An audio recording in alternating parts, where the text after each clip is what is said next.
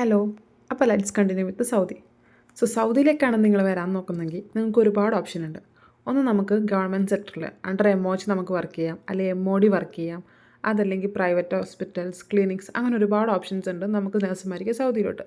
പക്ഷേ സൗദിയാണ് നിങ്ങളുടെ ലക്ഷ്യമെങ്കിൽ എന്തുകൊണ്ടും നേരത്തെ പ്രോസസ്സിങ് സ്റ്റാർട്ട് ചെയ്യുന്നതായിരിക്കും നല്ലത്.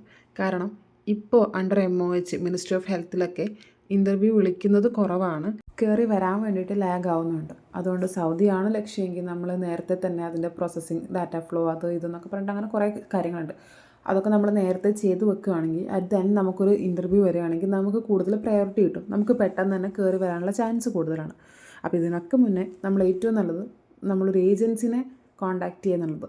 ഏജൻസി അങ്ങനെ ഇങ്ങനെയല്ല, ഒരു ട്രസ്റ്റബിൾ ആയിട്ടുള്ളൊരു ഏജൻസിനെ കോൺടാക്റ്റ് ചെയ്യുക എന്നുള്ളത് ഏറ്റവും വലിയ കാര്യമാണ്.